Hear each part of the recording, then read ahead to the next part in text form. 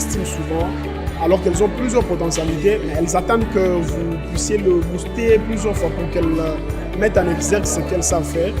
Ça se sent déjà au niveau de l'université. Ils ont touché les points les plus sensibles que des fois, nous les aînés, on voit sur terrain, mais on a quand même des fois difficile à exprimer.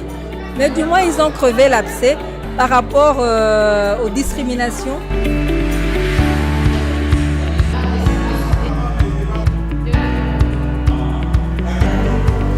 On a parlé de loi et de parité, mais c'est l'applicabilité qui pose problème. Cette audience d'aujourd'hui m'a rappelé ce que j'ai moi-même été il y a 20 ans exactement. Je me rappelle que ces instants ont été très motivants pour moi. Ces femmes nous ont appris à travailler. Quand vous avez quelque chose à apporter de plus, les gens vont vous respecter.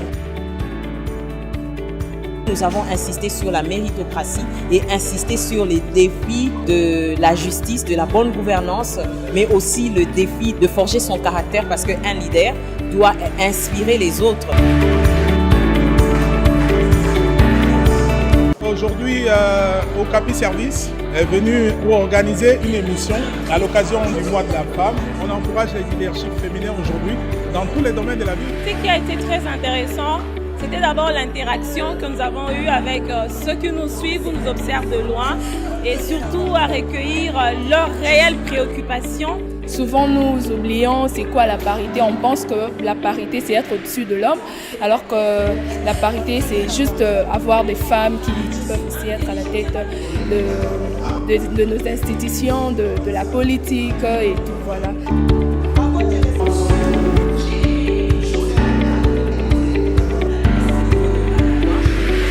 Nous avons du chemin, c'est tout un processus, mais nous pouvons aussi, au niveau de loi, introduire des modifications des quotas constitutionnels ou une discrimination positive.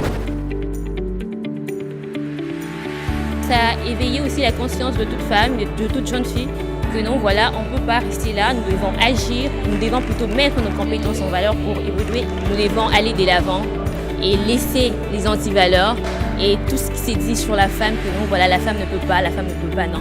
Ça ne va pas changer parce qu'on le dit, mais ça va changer si l'on pose des actions concrètes. Quand vous travaillez dur, vous finirez par voir vos mérites être reconnus. J'ai été journaliste dans une rédaction très jeune.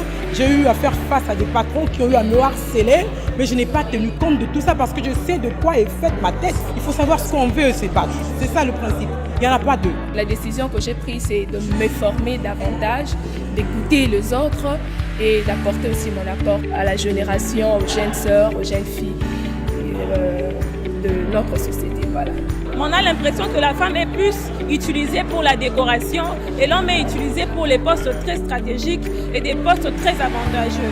L'entendre de la part des étudiants, ça veut dire que c'est une question qui demeure, une question à laquelle nous devons aujourd'hui chercher à répondre de manière solide afin que ça ne soit pas des mots qui rangent l'exercice du métier de la femme. Pour obtenir les postes de responsabilité, non seulement que ça prend du temps, mais cela des fois dépend de la volonté d'un chef. Et pourtant non, ça se mérite. Je demande à toutes les femmes, à toutes les jeunes filles de se donner à fond à travailler.